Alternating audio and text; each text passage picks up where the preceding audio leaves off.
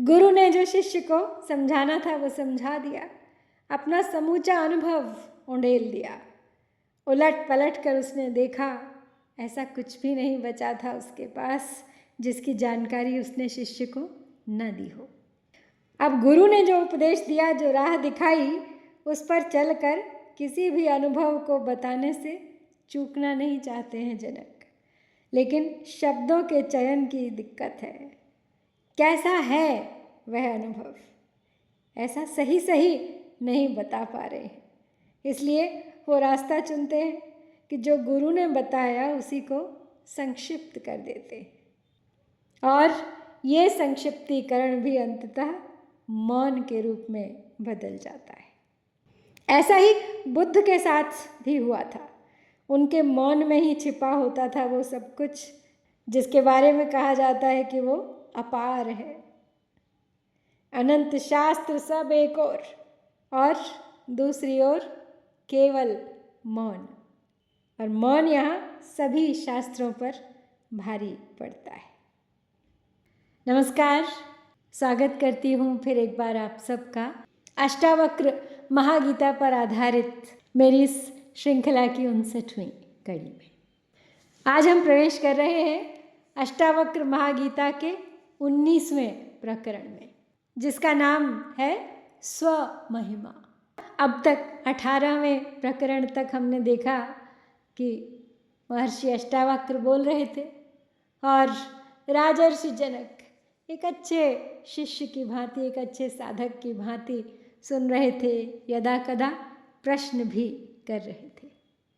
लेकिन आज इस अध्याय का आरंभ होता है जनक जी के शब्दों से। बस अनुभव कर रहे हैं जनक, उन्हें लग रहा है मानो हो गई है शल्य चिकित्सा, सब दुबक कर बैठे विकारों को मैंने निकाल बाहर किया है आपकी कृपा से। जनक उवाच तत्त्वविज्ञानम संदंशमादाय हृदयोदरा नानाविध परामर्श शल्योद्धारः कृतो मया। तत्वज्ञान की सांसी गुरु से मिली कृतज्ञ हूँ, बाण रूप विचार गए सब हृदय में मर्मज्ञ हूँ। राजा जनक कहते हैं, आपने तत्व ज्ञान की एक ऐसी चिमटी दे दी है मुझे जिसने तरह तरह के विचार सुझाव रूपी कांटों को मेरे हृदय से, मेरे हृदय के आंतरिक भाग से सदा के लिए निकाल दिया है। जनक says, using the hook of self-knowledge, thorns of various opinions have extracted out from inside of heart by me. क्या कभी ऐसा हो सकता है कि जीवन के सारे प्रश्न समाप्त हो जाएं? हम जीवन भर उत्तर खोजते रहते हैं, धर्म क्या है, अधर्म क्या है, क्या सही है, क्या गलत, क्या संसार वास्तविक है, क्या आत्मा है, क्या ईश्वर है। लेकिन आज अष्टावक्र महागीता में एक अद्भुत परिवर्तन हो रहा है। अब गुरु नहीं बोल रहे, अब बोल रहे हैं राजा जनक। और जनक कोई दर्शन नहीं दे रहे, कोई सिद्धांत नहीं समझा रहे, वो अपने अनुभव की केवल घोषणा मात्र कर रहे हैं। वो कहते हैं, जब आत्मज्ञान का प्रकाश भीतर उतर गया तब मेरे हृदय से वर्षों से चुभे हुए भ्रमों के कांटे स्वयं निकल गए। यहाँ पे जनक तत्वज्ञान को संडासी कह रहे हैं, चिमटी कह रहे हैं, एक ऐसा उपकरण जो हल्की सी शल्य क्रिया कर ऊपर की परतों को खोलकर भीतर धंसे कांटे को निकाल देता है। तो जनक तत्वज्ञान को विज्ञान कहते हैं, अर्थात एक ऐसा अनुभव जिसके होने के बाद और कुछ भी जानना शेष नहीं रह जाता। कांटा जब धंसता है तो बाहर से दिखाई नहीं देता, दर्द से अंदाज लगता है कि कुछ है भीतर, स्पर्श से उसका अनुभव होता है। लेकिन अक्सर दर्द ना हो, इस वजह से लोग दर्द को टुकड़ों में सहते रहते हैं। वो टुकड़ों में बटा दर्द उन्हें सुख सा प्रतीत भी होता है। बड़े ही सुंदर रूपक से आरंभ होता है ये अध्याय। राजा जनक कह रहे हैं कि तत्वज्ञान मेरे लिए एक चिमटी, एक संदंश बन गया है।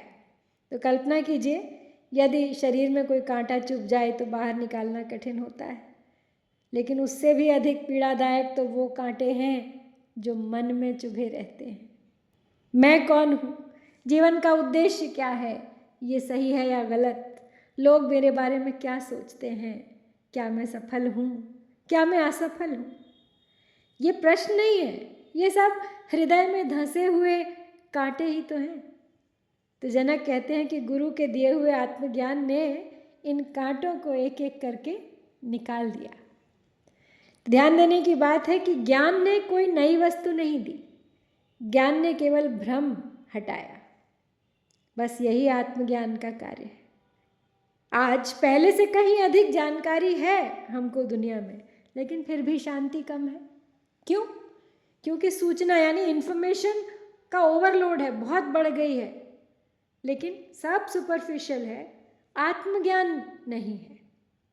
तो अष्टावक्र जी यही कहते हैं कि ज्ञान उत्तर नहीं देता, ज्ञान प्रश्नों की जड़ ही समाप्त कर देता है।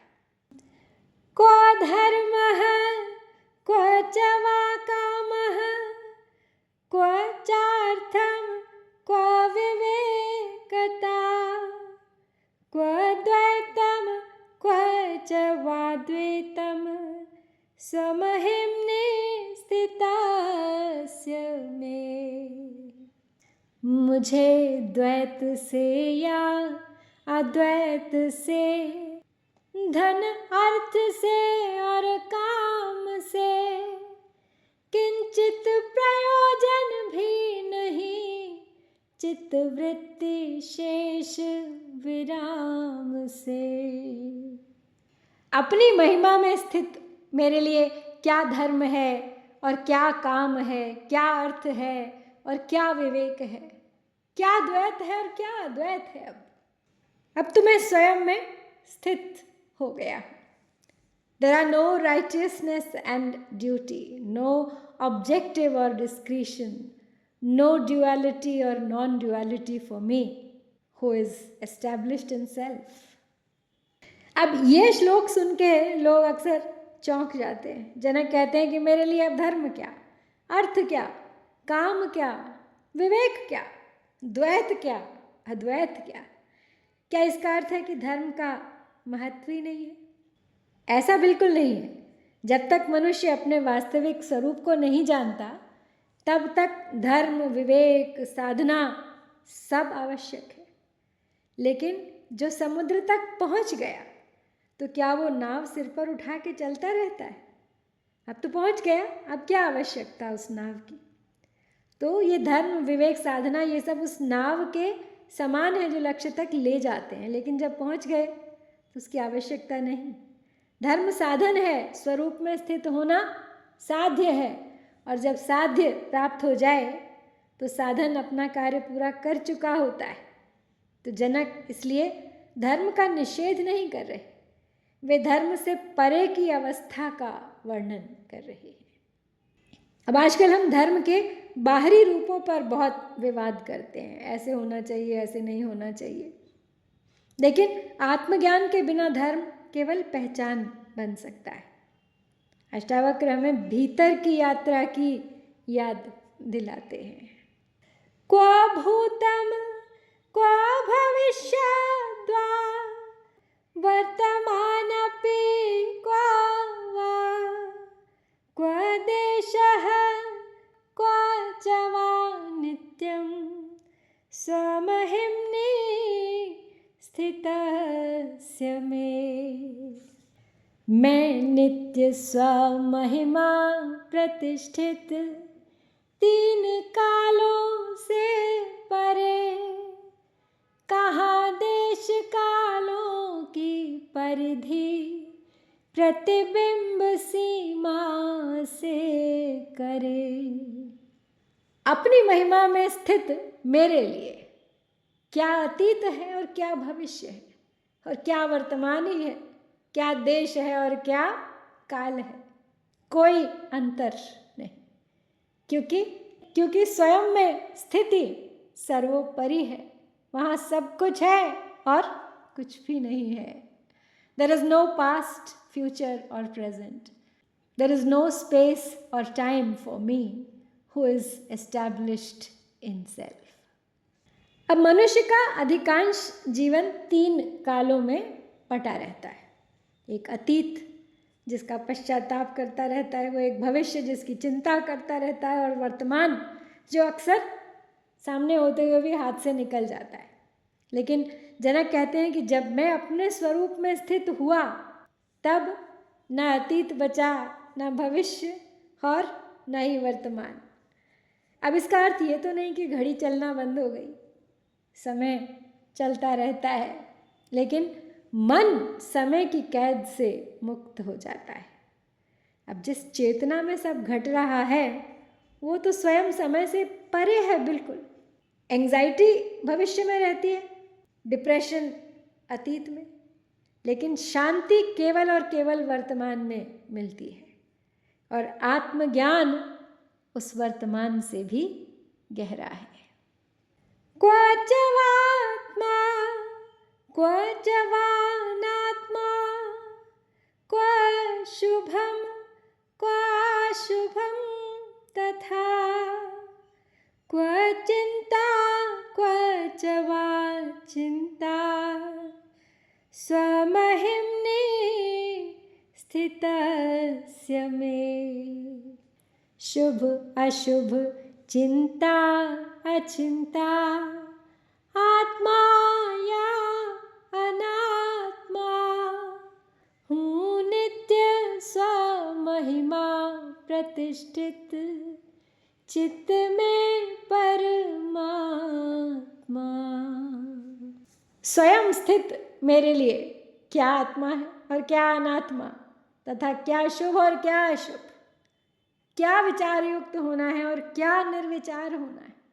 अब कोई अंतर नहीं किसी भी परिस्थिति में, क्योंकि मैं हूँ अब स्वयं स्थिति में। There is no self or non-self, nothing auspicious or evil, no thought or absence of them for me who is established in self. अब ये जो चौथा श्लोक है ये आज का सबसे सूक्ष्म श्लोक है। तो जनक कहते हैं मेरे लिए अब आत्मा क्या, अनात्मा क्या, शुभ क्या अशुभ क्या, चिंता क्या अचिंता क्या, स्वप्न क्या संसार क्या। अब ध्यान दीजिए, अब तक हम आत्मा और अनात्मा का विवेक कर रहे थे। अब जनक जी कह रहे हैं कि जिसने आत्मा को जान लिया उसे आत्मा शब्द की भी आवश्यकता नहीं बची। जैसे सूर्योदय होने के बाद कोई टॉर्च नहीं जलाता। साधना का उद्देश्य आत्मा शब्द को पकड़ना नहीं है, आत्मा का अनुभव करना है।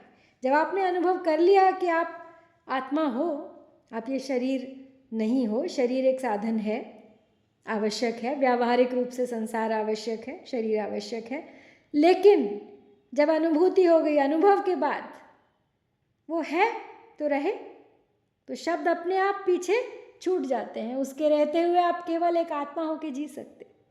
हम आध्यात्मिक शब्दावली में उलझ सकते हैं, लेकिन अनुभव के बिना शब्द केवल विचार है।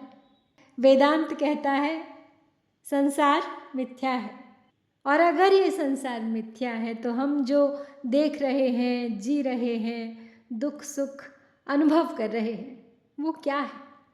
क्या ये सब झूठ है? ये सवाल सबके मन में अवश्य उठता होगा। असल में वेदांत का अर्थ ये बिल्कुल नहीं है कि संसार का कोई अस्तित्व ही नहीं है। अब मान लीजिए रात को आपने सपना देखा कि आप जंगल में भटक गए हैं, आपको डर लगा, आप दौड़े, रोए, पसीना आया। उस समय वो सपना बिल्कुल सच लग रहा था, लेकिन जैसे ही आपकी आँख खुली आपने राहत की सांस ली। अरे ये तो सपना था। अब सोचिए, क्या सपना बिल्कुल झूठ था? नहीं, जब तक सपना चल रहा था वही आपके लिए सत्य था, लेकिन जागने के बाद उसकी वास्तविकता समाप्त हो गई। ठीक इसी तरह संसार भी है। जब तक हम इसी अनुभव में हैं, ये संसार हमारे लिए वास्तविक है। हमें इसके नियमों का पालन करना है, रिश्ते निभाने हैं, कर्म करने हैं।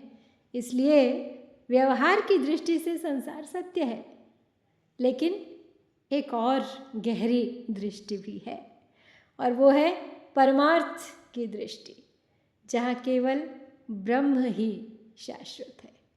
वही पहले था, वही अब है, वही आगे भी रहेगा। उसके सामने संसार का अस्तित्व वैसा ही है जैसा जागने पर स्वप्न का होता है। इसीलिए शंकराचार्य ने 3 स्तर के सत्य बताए थे। एक प्रातिभासिक सत्य, यानी जैसे सपना या भ्रम। दूसरा व्यावहारिक सत्य, ये जागृत संसार जिसमें हम जीते हैं। तीसरा पारमार्थिक सत्य, केवल ब्रह्म जो कभी नहीं बदलता। लेकिन समस्या तब होती है जब हम इन तीनों स्तरों को एक ही मान लेते हैं।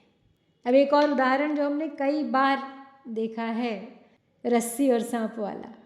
अब शाम के धुंधलके में, अंधेरे में ज़मीन पे पड़ी रस्सी को देख के किसी ने उसे सांप समझ लिया तो डर गए, पसीना छूट गया। लेकिन जब उजाला हुआ तो पता चला कि ये तो रस्सी है। अब सांप तो वहाँ कभी था ही नहीं, लेकिन जो डर था वो तो बिल्कुल वास्तविक था। तो ये संसार भी कुछ ऐसा ही है, इसीलिए इसे मिथ्या कहा गया है। इसका अनुभव होता है, इसका व्यवहार भी होता है, लेकिन इसका अपना स्वतंत्र शाश्वत अस्तित्व नहीं है। इसका आधार केवल ब्रह्म है। राजर्षि जनक के कहे हुए ये 4 श्लोक हमें बताते हैं कि आत्मज्ञान कोई नया विश्वास नहीं देता, बस ये पुराने भ्रमों को समाप्त कर देता है। जब हृदय से अज्ञान के कांटे निकल जाते हैं, तब न धर्म का बोझ रहता है, न अधर्म का भय रहता है, न समय की चिंता रहती है, और न ही बचता है विचारों का संघर्ष। केवल और केवल एक शांत, निर्मल, अखंड उपस्थिति शेष रहती है। शायद यही कारण है कि जनक अब प्रश्न नहीं पूछते, वो केवल अपने अनुभवों की घोषणा करते हैं। तो महर्षि अष्टावक्र के वचन तो हमने भी सुने हैं। तो जनक जी की तरह एक प्रकार से साधक हम भी बने रहे हैं इस पूरी यात्रा में।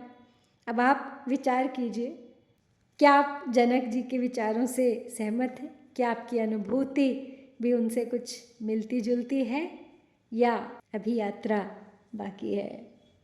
तो चलिए आज आपको इसी विचार के साथ यहाँ छोड़ती हूँ। शीघ्र लौटूंगी अगले सप्ताह अगले 4 श्लोक लेकर इसी प्रकरण के। हरिओम तत्सत। ओम शांति शांति शांति।